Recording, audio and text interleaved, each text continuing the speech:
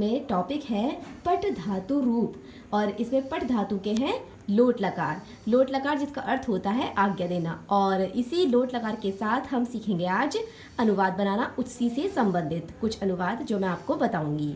और इससे पहले की वीडियो में आप सीख ही चुके हैं पट धातु के रूप और उससे संबंधित पट धातु के रूप यानी कि लट लकार में सीखा है आपने लट लकार जिसका अर्थ होता है वर्तमान काल, और उसके बाद मैंने आपको सिखाया था लिरिट लकार जिसका अर्थ होता है भविष्य काल, और उसके बाद लंग लकार जिसका अर्थ होता है भूतकाल। तो आज हम सीख रहे हैं पट धातु के रूप, और पट धातु के रूप किस लकार में? लोट लकार में।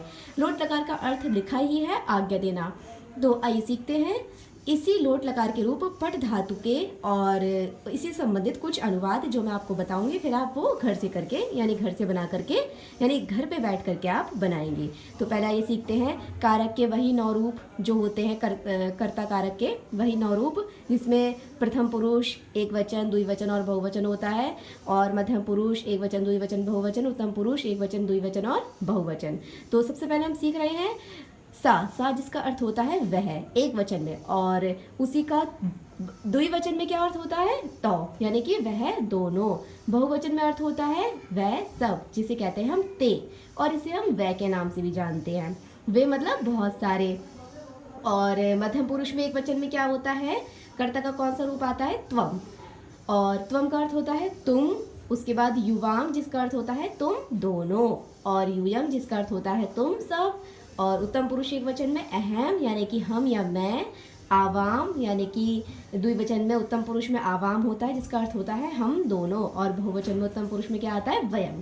तो ये वही कर्ता के 9 रूप थे जो हर लकार में प्रयुक्त होते हैं। मतलब वर्तमान काल हो तब भी हम इन्हीं कर्ता को यूज़ करते हैं, और भूतकाल हो तब भी ये यूज़ होते हैं, और उसके बाद चाहे भविष्य काल हो, चाहे आज्ञा काल हो, या फिर चाहिए अर्थ में हो, काल कोई सा भी हो, लेकिन बच्चों हम वहाँ पर ये कर्ता के 9 रूप यूज़ करते हैं। मतलब कोई भी व्यक्ति अगर कर्म करेगा तो उसमें इन्हीं 9 में से कोई ना कोई एक कर्ता यूज़ होता है। तो अब आइए देखते हैं लोट लकार पट धातु के रूप किसमें? लोट लकार में। लोट लकार का अर्थ बताया ही है मैंने, क्या होता है? आज्ञा देना। जैसे तुम पढ़ो, किसी को ऑर्डर देना, ये सारी चीज़ें। तो पहला क्या है? पुरुष के प्रथम पुरुष में क्या आता है? एक वचन में पठतु, द्विवचन में पठताम, बहुवचन में पठन्तु, पठतु पठताम पठन्तु। उसके बाद मध्यम पुरुष में याद करेंगे एक वचन पठ, द्विवचन पठतम, और बहुवचन पठत। तो प्रथम पुरुष फिर से देख लीजिए पठतु पठताम पठन्तु, मध्यम पुरुष पठ पठतम पठत, और उत्तम पुरुष पठानी पठा पठाम। ये 9 शब्द है, 9 रूप है। 9 कर्ता के 9 रूपों को मैंने विभाजित करके बताया है आपको। अब हम सीखते हैं इसी से अनुवाद बनाना। तो जैसे हमने कहा, सबसे पहले क्या कहा? वह पढ़े। जैसे अनुवाद लिखा ही हुआ है, आप देख पा रहे हैं इधर।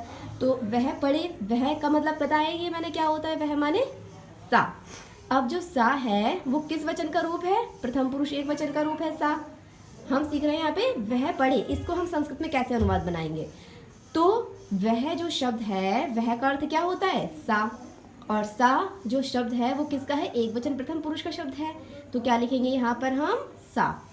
अब देखेंगे हम एक वचन प्रथम पुरुष में जो पढ़े है वो एक वचन प्रथम पुरुष का शब्द कौन सा है? पठतु। तो यहाँ क्या आ जाएगा? पठतु। सा पठतु यानी कि वह पढ़े। उसके बाद द्विवचन में दूसरा वाक्य देखते हैं हम, वह दोनों पढ़े। वह दोनों की संस्कृत क्या होती है? तो जो शब्द है वो किसका है? द्विवचन प्रथम पुरुष का शब्द है। तो लोट लकार में द्विवचन प्रथम पुरुष का शब्द क्या होगा? पठताम।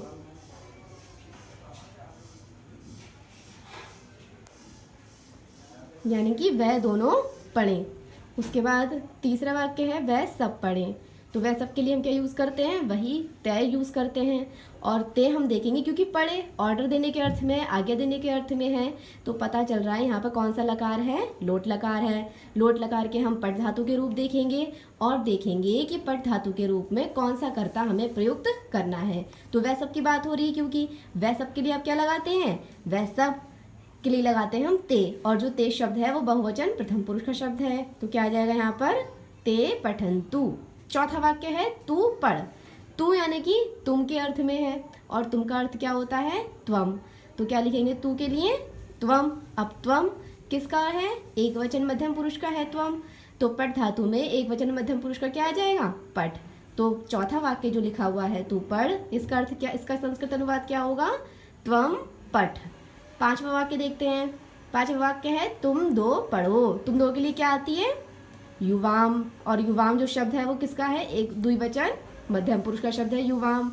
तो क्या लिखेंगे पांचवें वाक्य में, हम युवाम लिखेंगे। और पढ़ो यानी कि ऑर्डर देने के अर्थ में आ रहा है, तो हम रूप देखेंगे ये वाले।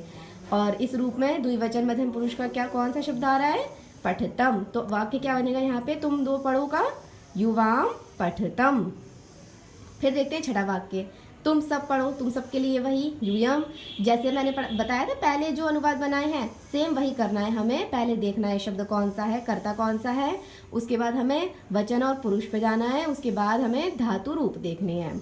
तो तुम सब पढ़ो, तुम सब पढ़ो में तुम सब का क्या संस्कृत होती है, यूयम।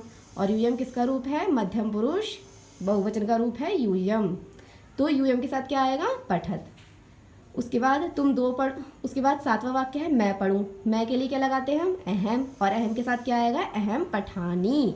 उसके बाद आठवां वाक्य है हम दो पढ़े यानी कि आवाम पठाव। उसके बाद हम सब पढ़े यानी कि वयम पठाम। तो इस तरह से ये 9 वाक्य पठ धातु के रूप जो कि लोट लकार में मैंने आपको बताए। फिर से देख लीजिए, वह पढ़े तो क्या बनाएंगे आप, सा पठतु। वह दोनों पढ़े तो पठताम। वह सब पढ़े या वह पढ़े तो क्या आएगा, ते पठंतु। और चौथा वाक्य है तुम पढ़ो यानी तू पढ़, तो क्या लगाएंगे हम, त्वम पठ। और तुम दोनों पढ़ो यानी कि युवाम पठतम। तुम सब पढ़ो तो यूयम पठत। अहम पठानी यानी कि मैं पढ़ूं, तो क्या लिखेंगे हम, अहम पठामी, सॉरी अहम पठानी। फिर हम दोनों पढ़ें या हम दो पढ़ें तो क्या लिखेंगे, आवाम पठाव। फिर हम सब पढ़े यानी कि वयम पठाम। ये जो अनुवाद, ये जो रूप होते हैं बच्चों, इस रूप में क्या जुड़ा हुए होते हैं, ये जो 9 रूप दिख रहे हैं आपको, 9 शब्द जो दिख रहे हैं, पुरुष, 3 पुरुष, एक वचन, द्विवचन और बहुवचन के, उन सब में क्या ऐड होना है, उन सब में ये जो आपको दिखाई दे रहा है एक वचन, द्विवचन और बहुवचन कर्ता के 9 रूप जो लिखे हुए हैं, ये सब इन 9 में समाहित होते हैं। जैसे कि पट्टू है, मान लीजिए पट्टू लिखा हुआ है कहीं पर, तो पट्टू का मतलब क्या हो जाएगा, पट्टू का मतलब हो जाएगा इसमें सा छिपा हुआ है। और कहीं पट्टाम लिखा हुआ है तो क्या छिपा हुआ है इसमें तो छिपा हुआ है। यानी कि पट्टू अगर कहीं लिखा है तो अर्थ क्या दे रहा है ये पट्टू, कि वह पढ़े। और अगर पट्टाम कहीं लिखा हुआ है तो इसका अर्थ क्या हो गया, वह दोनों पढ़ें। और अगर पठंतु कहीं लिखा हुआ है तो क्या मतलब हो गया इसका, वह सब पढ़ें। पठ लिखा है तो मतलब तुम पढ़ो। और पठतम यानी कि तुम दो पढ़ो। और पठत यानी कि तुम सब पढ़ो। फिर पठानी कहीं लिखा हुआ है तो इसका अर्थ क्या हो गया, मैं पढ़ूं। और पठाव कहीं लिखा हुआ है तो हम दो पढ़ें। और पठाम कहीं लिखा है तो हम सब पढ़ें। यानी कि सा तव ते जो होते हैं वो इन्हीं रूपों में छिपे हुए होते हैं। और ये कब याद होंगे, जब आपको ये रूप 5 याद हो जाएंगे। तो क्रम से आप पहले लट लकार याद करेंगे, फिर जो लिरिट लकार कराए वो रूप याद करेंगे पठ धातु के, उसके बाद लंग लकार याद करेंगे। और आज ये चौथा रूप जो मैं बता रही हूँ आपको, लोट लकार याद करेंगे। इसके बाद एक रूप और बचता है, एक लकार और बचता है, वो मैं आपको कल बताऊंगी। इससे पहले आप ये फिर से सीखेंगे वीडियो रॉक करके। जो नहीं समझ में आएगा वो दोबारा से समझेंगे, और नहीं समझ में आएगा उसके बाद भी तो आप मुझे कमेंट करेंगे, मैं कमेंट में बताऊंगी उसका आंसर, या फिर जैसा भी होगा आपको समझाऊंगी। बस शर्त है कि जितना समझाया है आप उसे अच्छे से समझें, कॉपी पर नोट करें और अपना होमवर्क पूरा करें। धन्यवाद।